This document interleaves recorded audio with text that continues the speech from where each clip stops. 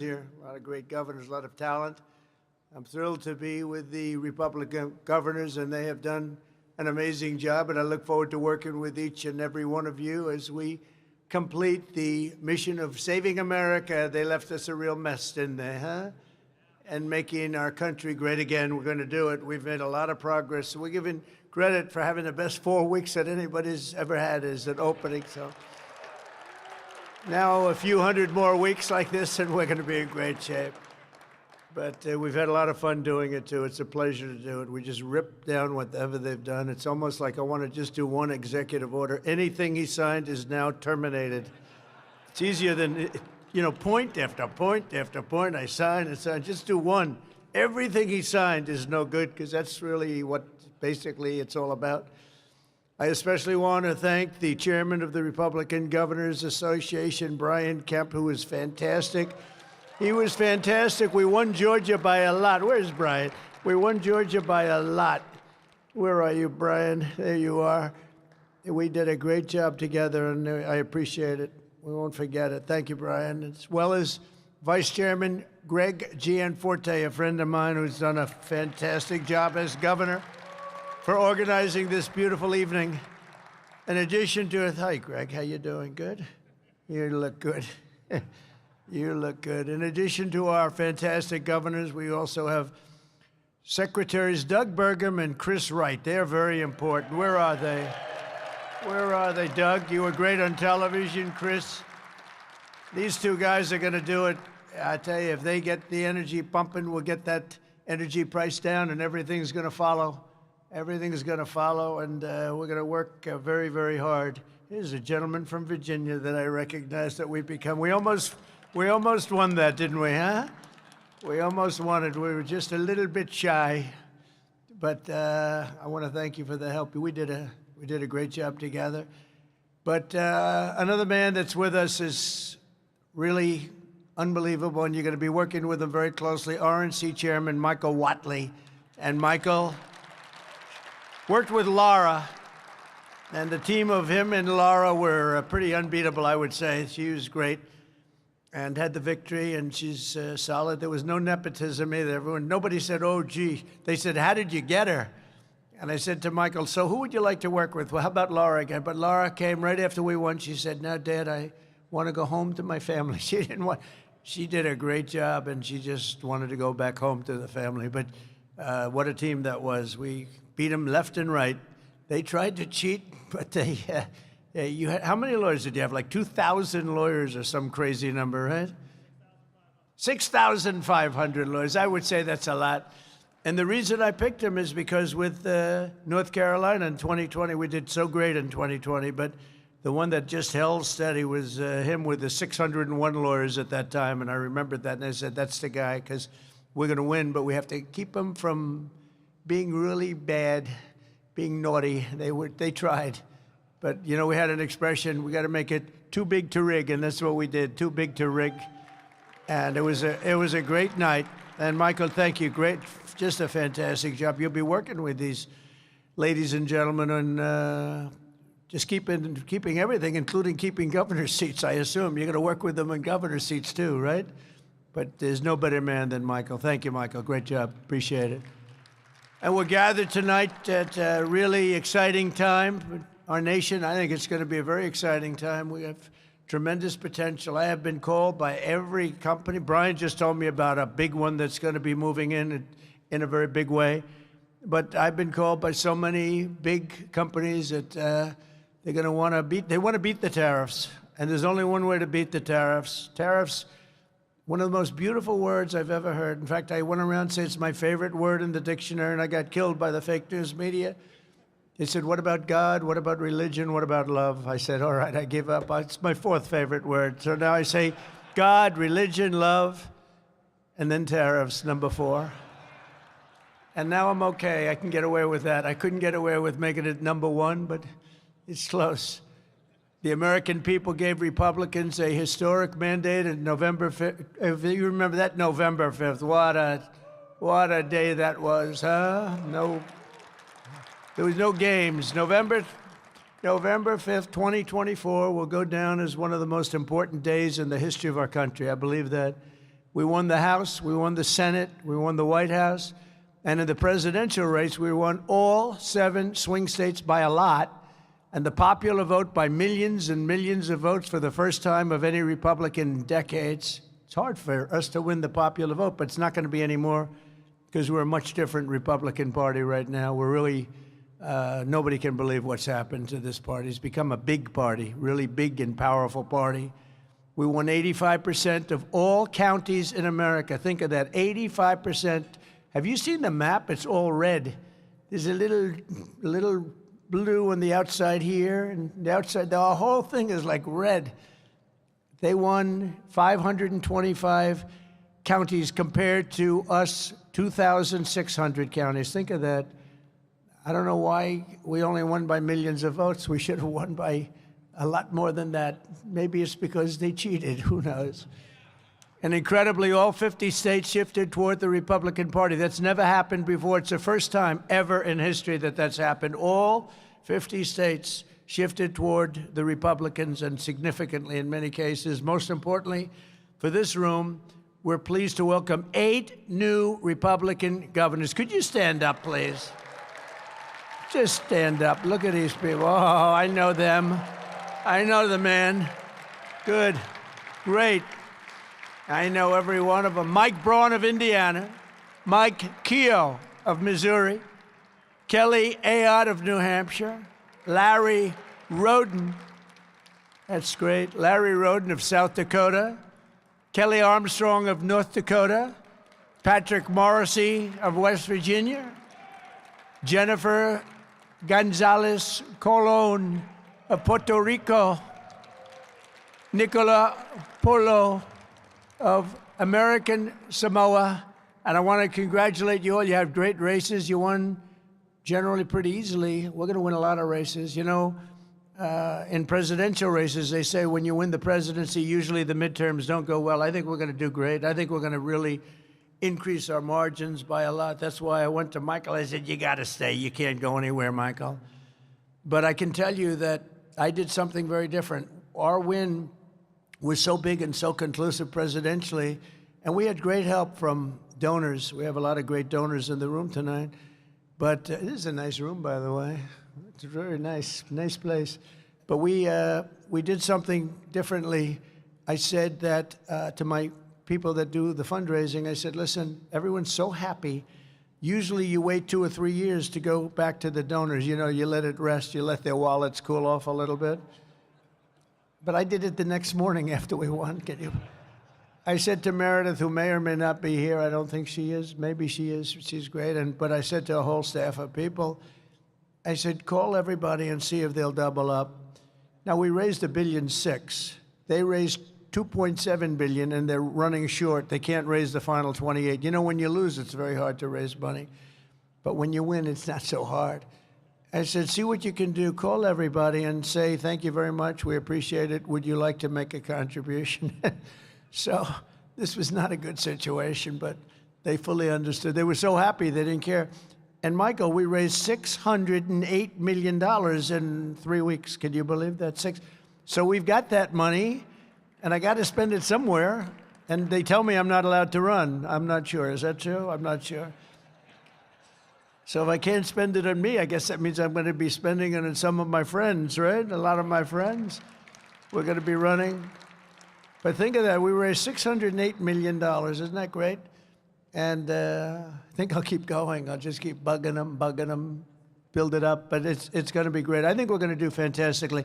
I think the midterms are going to be a big surprise. And it just seems, I don't know what it is. You go back to the last, I think, 8 elections in a row, the midterms haven't been great for the person that wins the presidency. And I think so far we're very popular.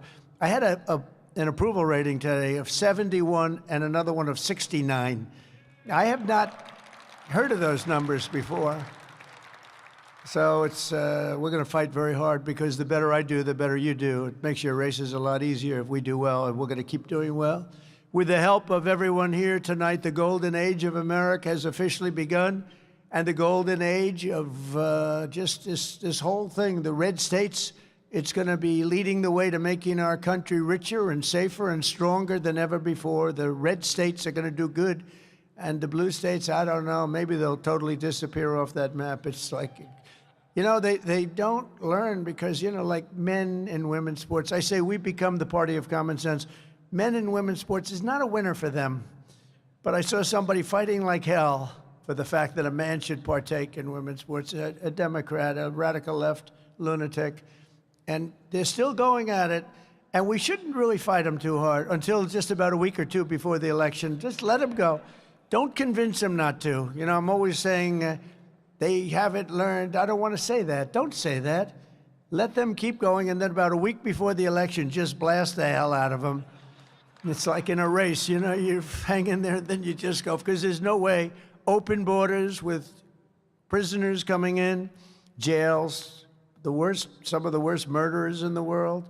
We had one guy killed 5 people, separately killed 5 different people. This is not going to be a great person for our country, but we had 11,088 murderers right now. Some of them have been already brought back. And you know, when you think about it, transgender, everything, everybody should be transgender.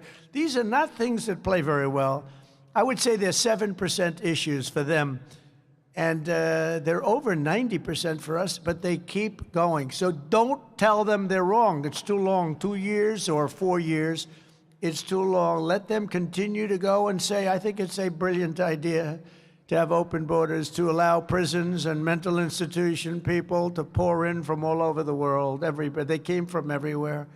But about a week before that election, go crazy. Just save up your money and explain we can't live like this. And they understand it. Every day of my administration will be fighting to help your state succeed and prosper, and together we're going to bring back the American dream, something nobody talks about anymore.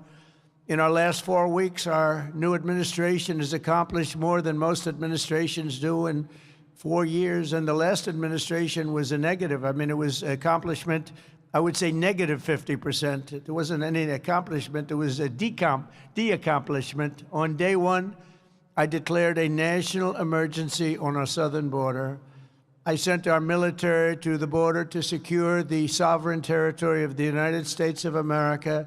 We ended catch and release. We began the largest deportation operation in American history, larger even than that of President Dwight D. Eisenhower. You know, he was sort of a moderate guy, but he was very strong on the fact he didn't want people pouring into our country from all over the world. He was very tough. He had the record. We now have the record. It's not a record I'm really proud of.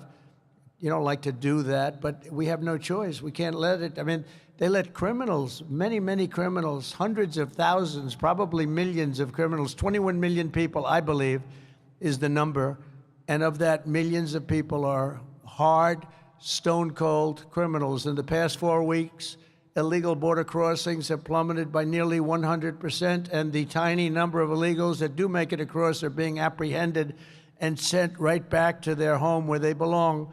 All countries are taking the illegal aliens back, every single one, even though they said, and strongly, we're never taking them back, don't even try. They said that during the Biden administration. It didn't work. They're taking them back. They have no choice. They're taking them back. They know we're not playing games. You remember Venezuela saying it? We're not taking them back. Don't even waste your time. They said that to Biden. He said, well, they have us over a barrel. They don't have us over a barrel.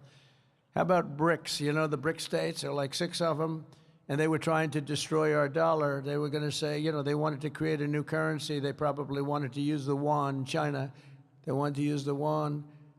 And Biden said, well, this is a tough situation. There's not much we can do about that. We can't help that. I said, oh, we can help it. So when I came in, the first thing I said is any BRIC state that even mentions the destruction of the dollar will be charged a 150% tariff, and we don't want your goods, we don't want to partake. And the BRIC states just broke up. I don't know what the hell happened to them. We haven't heard from the BRIC states lately.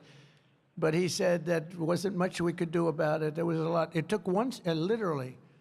They said, sir, what about the BRIC states? They're going to take over the dollar, the sanctity of the dollar. They're going to create a new currency to rule the world. I said, no, they're not. They said, yes, they are, sir. They said it. I said, no, they're not. Tell them 150% tariff, plus we're not going to do business with them. And that includes China. And all of a sudden, they went to the BRIC states, and they said, could I ask you, how do you feel about that? I have no comment on this. I don't know what you're even talking about. It was an amazing turnaround. No, we're not playing games. Just this week, I officially designated the drug cartels as foreign terrorist organizations, including Trendiaragua and MS-13, which gives us great power. And to facilitate the rapid deportation of the worst criminals that we have anywhere in the world, we've also opened the full capacity of the detention facility at Guantanamo Bay. You know, people don't realize that thing was built, you know, we hear about a few prisoners, and they do have maximum security, but it holds, actually was built for thousands and thousands of people, and we're using that prior to bringing back to their country. We use it for the bad ones, the really bad ones, and so, in some cases, they're so bad we don't want them to go back to the country. We want to watch them because they'll be able, if they do sneak in, we don't want that. We don't want them anywhere near our country. In addition, we're waging war on Joe Biden's inflation disaster, the worst inflation probably in our history. They say 48 years, which isn't bad, but probably in our history. And to bring down the price of energy, I declared a national energy emergency. It's going to be an emergency. And you know what our phrase, what we say, and what Doug is going to do. Doug, you are so important, you and Chris. You know, Chris is known, and I got this from Doug, as the best energy guy in the entire country. And people were shocked that he wanted to do this. He gave up something tremendous. He was the biggest guy. There was nobody bigger, nobody better. And Chris Wright. Is Chris Wright here? Is he here? Where is he? This guy is, and this is from Doug. I said, Doug, I want to make you the energy czar. And he said, sir, there's one man that blows me away. Right, Doug? He said, his name is Chris Wright. He's much better. I said, I want to see this man. And I met him. And I just agreed immediately that he was far superior to Doug. I'm only kidding. So what I did, we have a weird deal. You know, we have the Department of Energy and the Department of the Interior. And Interior has all of the energy. And Doug has none of the energy, but he's got, Chris has none of the energy, but he got a hell of a good title. But we want the guy with the energy to be able to drill. So we sort of merged them and their friends and everything else. And they've got a thing going on. I think it's going to set records like nobody's ever seen before. So we have the man that controls the energy. We have the man that drills the energy. And now we've put them together. And you're going to see some action. You're going to see something come way down. So thank you. And thank you, Doug. You were really terrific. He was a great governor, by the way. A couple of you may know him slightly. But he was a great governor, did a fantastic job. You know, he made a lot of money in the technology business, sold to Microsoft for a lot of money. I won't tell you how much. I don't want to embarrass him. Some people would say it's a lot. Some people would say it wasn't that much, right? But, you know, when you get close to $1 billion, that's pretty good. And he didn't know much about energy. When he became governor, he became one of the great experts of energy anywhere. We did really an unbelievable job with the state. He did like me. He did well in business, and then he said, let's run for politics. And he did, and they love him in the state. But he was term limited, and I watched him running. He was running against me, but I still liked him. And I said, that guy's got real talent, and he was one of the first people I called. So you're doing a great job, and thank you for leading us to Chris. I'll give you a bigger thank you in 2 years if Chris is as good as you say, okay? But I know he's going to be. Thanks a lot, Chris. Good. Go out there. If we can bring energy down, everything's coming down. You know, the eggs are coming down and the bacon's coming down. Everything is coming down, and that's the biggest thing, the energy. So those two guys are very important. To cut through the red tape, I've established a National Energy Dominance Council, chaired by the former colleague and your former colleague, Secretary Burgum. He's going to do a fantastic job. We're putting incredible people on it. I withdrew from the one-sided and very expensive Paris Climate Accord. It's a one-way street. You know, under that accord, we pay $1 trillion. Think of it. We pay $1 trillion.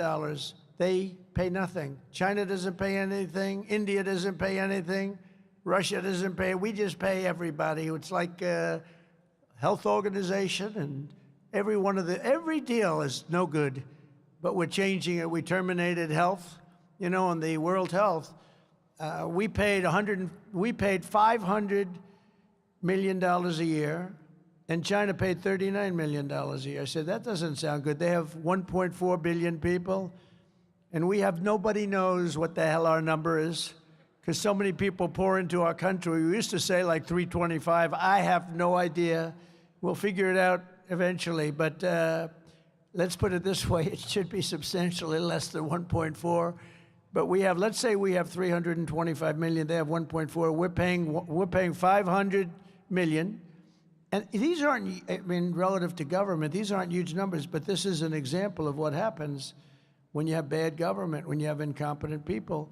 So I would explain this, and they called me and they said, we'll let you in for the same 39 million. I said, well, we should be much less than 39. We should be, but I didn't even want to do that because I'm not going to talk. I said, I'll think about it.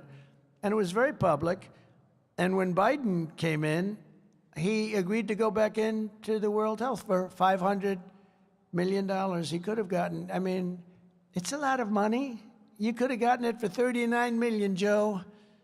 That's why you're not president any longer, I guess. He could have had it for 39. They were standing there. It was very public. But he took the 500 million instead, because he never laid in bed at night sweating, tossing and turning like half of these governors. Not all of them probably, but half of them. It's sweating. How are we going to do a great job? He never did that. But that's just a case study in, how not to run. Because, if we had people at that level that would have negotiated. I bought a plane. It's really two planes, Air Force One. Now, if Boeing would build the damn thing, it would be nice, too. We don't build like we used to. We don't build too fast. I gave the order out about 6 years ago. They're still waiting. Getting a little tired of it. I gave a fixed price deal, but it was $5.7 billion. I negotiated with Boeing. It took about 2 months, and I got the 5.7 down to $4 billion. Actually, 1 penny less than 4. I said, it has to have a 3 on it. And he said, you want from 5.7 to 3? I said, yeah, 3 on it, meaning it has to start with a 3. And after about 2 months of saying, no, no, no, no, it has to have a 3, has to have a 3, he called up, he said, sir, $3 billion, I want, and this is what happened, $3,999,999,999 and 99 cents, 1 penny less. I said, you have a deal. But we saved $1.7 billion just by negotiating. And in all fairness, most of you can do that, and some of you do it. Some of you do, you have surplus states, you have incredible states, and you have to do that because every time somebody sends you a bill, they expect to be negotiated. And in the past administration, and sometimes I guess in this it happens because people don't care. Elon talks about caring. Caring's very important, and they have to care. If they care, they say, no, I'll pay you. They'll send you a bill for $10,000, and you say, nope, I'll give you 5. And they'll say, no way, no way, no way, and you'll end up paying 6 or 7 or something. But all you have to do is care a little bit and try and get it down. And literally every contract, I think there's not a contract that's sent in government that I couldn't come, and that many of you couldn't cut, and cut very substantially. And boy, what a difference it would make for the government. I terminated the Green New Scam, one of the great scams in the history of our country. I canceled Joe Biden's insane electric vehicle mandate, saving our auto industry from destruction. That was an easy one. And all of this helps to combat inflation and bring down costs. We're bringing down costs way down. We're going to bring up jobs like you haven't seen because the company's pouring in. We're going to have announcements over the next 3-4 weeks that you're not going to believe from some of the biggest companies in the world, and the numbers are staggering. Hundreds of billions of dollars of investment, hundreds and hundreds, trillions of dollars when you add it up, to slash hundreds of billions of dollars in waste and fraud. We're talking about also an abuse. I've created, as you possibly have read just a little bit, the Department of Government Efficiency. And here are just some of the things that we've paid. And we've stopped, and we've gotten the money back. $520 million for a consultant to do ESG, that's environmental, social, and governance investments in Africa. $525 million. $25 million to promote biodiversity conservation and social responsibility behavior in Colombia. $40 million to improve the social and economic inclusion of sedentary migrants. Nobody even knows what the hell it means. $42 million for social and behavioral change in Uganda. $10 million for Mozambique medical male circumcision. We're doing circumcisions in Mozambique to the tune of approximately $12 million. $14 million for improving public procurement in Serbia. $486 million to the Consortium for Elections and Political Process Strengthening, including $22 million for inclusive and participatory political process in Moldova, and $21 million for voter turnout in India. Why are we caring about India turnout? We got enough problems. We want our own turnout, don't we? Can you imagine all that money going to India? I wonder what they think when they get it. Now, it's a kickback scheme. You know, it's not like they get it and they spend. They kick it back to the people that send it, I would say, in many cases. Many of these cases, anytime you have no idea what we're talking about, that means there's a kickback, because nobody has any idea what's going on there. $29 million to strengthen the political landscape in Bangladesh. Nobody knows what they mean by political landscape. What does that mean? $20 million for fiscal federalism and $19 million for biodiversity in Nepal. $47 million for improving learning outcomes in Asia. What the hell do I care about? We got a lot. We got enough problems. And all of this is terminated. We terminated this stuff, and we're on the track. And by the way, so many others I could read all night long, but so many were so terrible, and some were actually disgusting. And I know you're eating your dinner, so I didn't want to do that. But we're draining the swamp. And, you know, one of them was $100 million for condoms for Hamas. You heard about that. 50 and 50. It's 50 million, and then they decided they needed more condoms, so they sent another 50 million. So it's 100 million condoms for Hamas. But now that's the good stuff. Here's even worse. Social Security.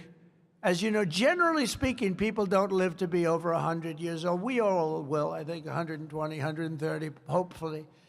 But, you know, you hate when you get near that number. It's like, let's hope we can live to length like this. But here's what we're finding and what we found. And these were all found by these computer geniuses. I asked Elon, what trait do these have? You know, they started off with 12 guys, then they had 30 guys, then they had 57 guys. Now they have over 100 guys, and he attracts very young people with high IQs, you know. Some people attract very beautiful people. I think I like them better, actually. But he attracts young people that are brilliant, and they love the country, too. But I said, what trait do they really have? And the trait that they really have was that they're extraordinary with computers. They can take them. He said they make love to their computer. I said, I don't want to hear about that. Doesn't sound too good. He said they can take apart the most complex computer instruments and literally put them back blindfolded. So when they go into some guy that's ripping off the country by doing some of the things you've just heard or what you're going to hear, they can't be bullshitted. You know, they can't say, oh, gee, there was a mistake. There was a big mistake. And we're finding hundreds of billions of dollars worth of fraud, waste and abuse, but I think fraud will be the number one as we see. But listen to this on the program. There are 4.7 million Social Security members who go and live from 100 to 109. Well, I'll tell you, I know some people that are close to 100. I know one or two that got over that mark. But you don't have millions. 3.6 million people from age 110 to age 119. 3.47 million people from age 120 to 129. In other words, 120 to 129 years old. Millions of people, millions. 3.9 million people from age 130 to 139, which is pretty amazing because the longest living person ever on record, and they're not sure it was correct, was a woman from a very far away place, lived to 127 years old. She was a healthy specimen, but she lived to 127. 3.5 million people from age 140 to 149. So we have 140-year-old people plus millions of them. 1.3 million people live to over 150 years of age, 150 to 159 to be exact. Over 130,000 people over the age of 160 years old, including 1,039 people between the ages of 220 to 229. And we're going to be investigating this fraud. Actually, we had one person who was 361 years old. And what we're doing now is we're finding how many of these people were paid. So we have millions of people, could be well over 100 million people in our Social Security rolls. So the good news is, when we take them off, whether they were paid or not, it looks like our Social Security could be really solid. It could be a lot better than we thought, if you think about it. And I'm going to do something. I'm actually going on this one. You know, all my life I've heard about Fort Knox. That's where the gold is kept, right? I heard Fort Knox, oh. But, you know, we're getting a little bit shaky. We're getting the yips on this stuff. Like, I want to find out. So we're going to open up the doors. I'm going to see if we have gold there. We want to find out, did anybody steal the gold in Fort Knox? It's a pretty amazing place. But I'm going to actually go. We're going to open the doors. We're going to inspect Fort Knox. We want to make sure that we actually have, you know, 400 tons of gold or whatever the hell it is. It's a lot of gold. I don't want to open it and the cupboards are bare. Could happen. If you look at some of the things, oh, by the way, wait till we go into the education department. We haven't even done that. So we could find as much as $1.5 trillion worth of waste, fraud, and abuse. If we do that, we can balance budgets. We can do a lot of other things, especially when you couple it with the massive amounts of tariffs that are coming in already. You know, just with what we are charging, I won't mention the country because I don't want to anger people that like me, and I like them very much. But we're finding at least $60 billion a year in one country alone, and I haven't even started. It's just a very small portion that I've, you know, attached to them. So I got a call from Congress. They said, you know, a lot of money is coming in from these tariffs, and they're starting to change their whole thing. So if you can add the tariffs, and this is numbers that, I don't want to say it because then they'll say he didn't produce, but you could wipe out your income tax. You could maybe not even have an income tax system when this thing works out. Because in the old days, that's what happened. You know, our country was the richest ever from 1870 to 1913. That's when we were actually the richest, and we were a full tariff country. McKinley, and by the way, I just renamed Mount McKinley. I hope you're happy about that.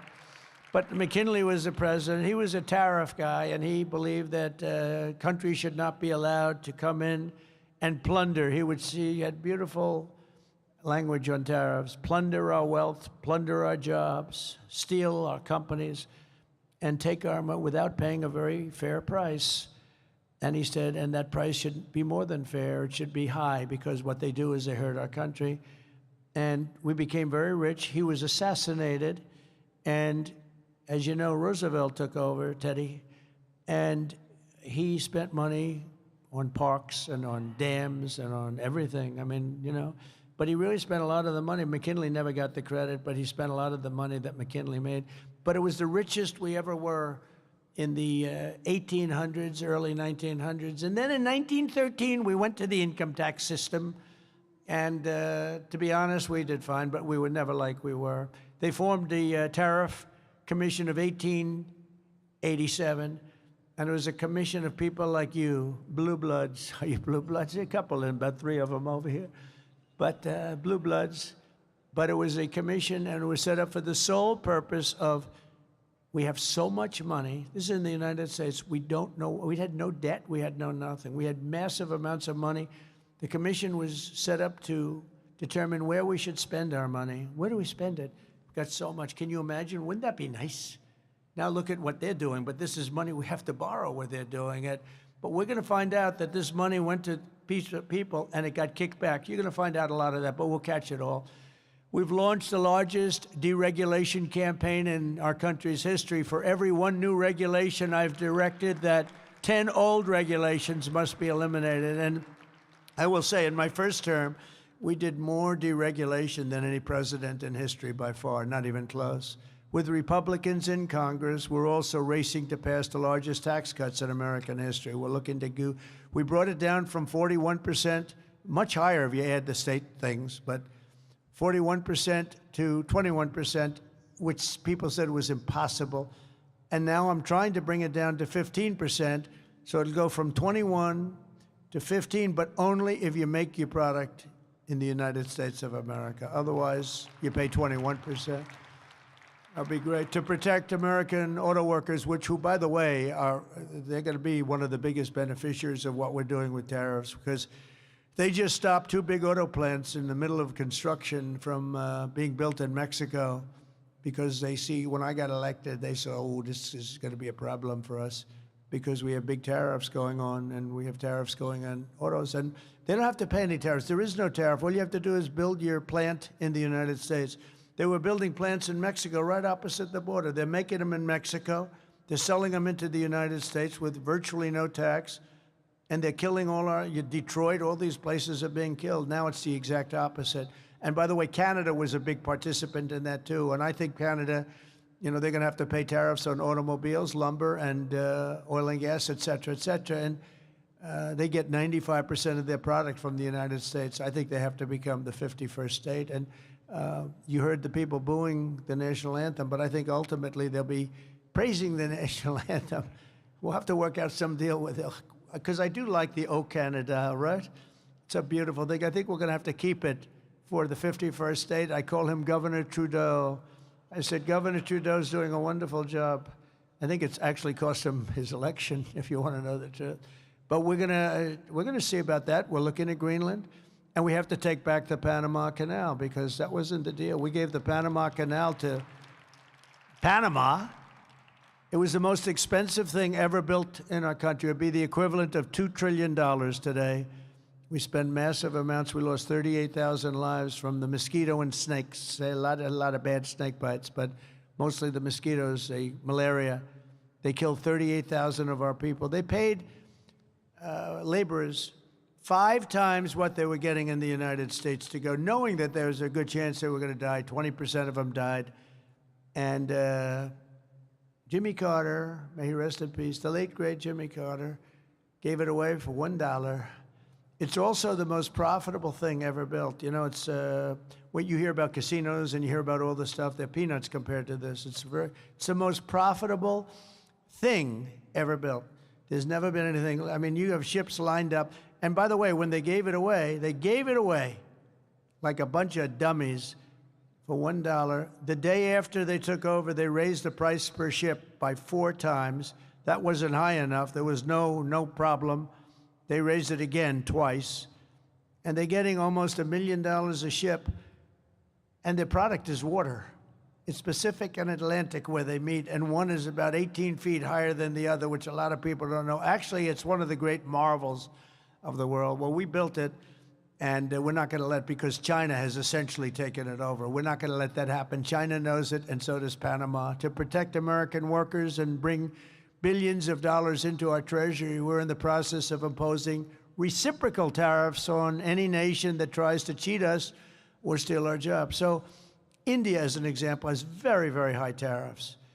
And I was going to impose a flat tariff, but that wouldn't really do the trick, because some of the countries have really high tariffs. So it really works out much better. Nobody can even fight it. Whatever they charge us, we charge them. So if they're at 25%, we are at 25. If they're at 75, we're at 7. Whatever they charge us. And it was very interesting. The European Union, we were at 2.5% for cars. European Union was much higher. They just reduced their tariffs on cars to 2.5 to be reciprocal with ours. So that's just an early sign. But I think that's going to happen. And then some will want to fight us a little bit, but it doesn't matter. They're reciprocal. And even the press says, oh, I see. Well, they don't fight us. If I put a flat tariff on like 25, 30%, even if it was lower than we would have gotten, if we put a flat tariff on, the press would have gone crazy. That's terrible. Even if somebody was paying like 5 times more, charging us 5 times more. When you say reciprocal, I said it the other day to the failing New York Times. I said, listen, whatever they charge us, we charge them. They go, well, that sounds fair. It really does, doesn't it? So it's a reciprocal tariff, whatever they charge us. I've ended Joe Biden's weaponization of our government and removed his handpicked radical left Marxist prosecutors from the Department of Justice. We have a great Attorney General, Pam. I immediately halted all government censorship and brought back free speech in America. I signed an executive order to end all of the lawless diversity, equity, and inclusion policies across the entire federal government and private sector. Do you see how much it costs? One company said they're going out of that business and they're going to write off $229 million. How do you spend that much money to convince people that they should have transgender operations and various and sundry other things that we don't like to talk about? It's crazy the amount of money it was almost like just a mind blower what they were doing. It was terrible and all over. And by the way, our military is now free of that. Anybody that even tries it, they're gone. I signed really historic orders to get critical race theory and transgender ideology out of the schools and out of our military. It's all going out. It's no longer. And I heard men are still playing in Maine. Is anybody here from Maine? Who is that? Is that the governor? Well, I hate to tell you this, but we're not going to give many federal money. They are still saying we want men to play in women's sports, and I cannot believe that they're doing that. They are, let's find out who that guy is that raised his hand. Maybe he's just kidding. But, so we're not going to give him any federal funding, none whatsoever, until they clean that up. And the other one, we have a fight with one news organization, AP, a radical left organization, treats us all very badly. And they refuse to acknowledge that the Gulf, former of Mexico, is now called the Gulf of America. So we just hold them.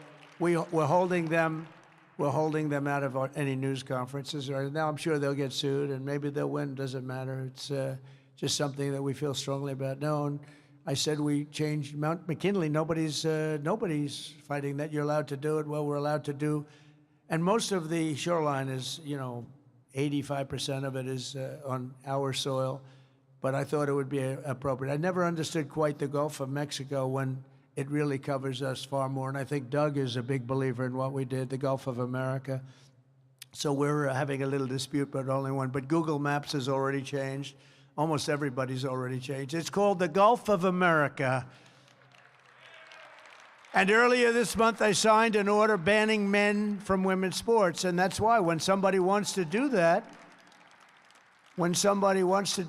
and even the NCAA has already complied, and they have sent us a letter. They have fully complied with that. I also proudly banned the use of puberty blockers, hormone injections, you believe this? And other chemical and surgical mutilations of all minor youth. Do you believe you have to say that? I mean, it's terrible. Who would believe that we're talking about even these things? Men playing in 10 years ago, 15 years ago, could you imagine? People would say, is he crazy talking about this? And they're still fighting us, but let them fight. As I said, we're going to make universal school choice a very big, strong thing, school choice. And we're working very, very hard to send these schools and education back to the states where they can be properly run. In other words, this really affects the people in this room, but you're going to be running your schools, and who can do worse? Look, they rate them in the top 40. So we just came out with one that we were number 40, but we were number 1 in cost per pupil. And I mean, I know a lot of the governors in this room. You run a great state, and you'll do great with education at a much lower price. We're going to give you whatever you need, but at a much lower price. We have people in Washington, D.C. that, in all fairness, in many cases, don't give a damn about your pupils or your students or your states. And they're running everything, and they're running it into the ground. So it came out, we're last in education, but first in cost per pupil. Norway, Denmark, Sweden, I had to tell you, China, and a few others are always in the top 5. And I really believe that 35 or 36 states, and all of you are here, almost all of you are here representing those states. I think you're going to have education that's every bit as good as Norway and Denmark and Sweden and all of them. And then we'll have some laggards, and you know who the laggards are going to be. You just have to look at everything else. But in everything we do, we're putting America first because the Republican Party is now known as the party of common sense. It's a party of common sense, very important. I think it's a very important phrase for you to use. It's all about common sense. We're conservative and, we're a lot of things, but most important thing is we have to use common sense. Thanks in part to the hard work of the people in this room, we're forging a new political majority that is shattering and replacing Franklin Roosevelt's New Deal coalition, which dominated American politics for nearly 100 years. Under our leadership, the Republican Party has become the proud voice of hardworking citizens of every race, religion, color, and creed. We are a much bigger, much more powerful party. Now is the time for us all to press forward, think big, be bold, and deliver the once-in-a-lifetime reforms our citizens need and really deserve. They've gone through hell for 4 years. Some of them don't even know it. They've just been led down a path. They don't even know what they've gone through. As one team, we can make our borders stronger, our communities safer, our schools better, our families happier, our citizens wealthier, and our country freer, freer, freer, and more exceptional than ever before. We will work together, and we will absolutely, without question, make America great again. God bless you all, and do a great job, and go home and watch the hockey game. It should be interesting. Thank you all very much. Thank you very much. Thank you. Thank you. Thank you, Brian. Thank you. Thank you.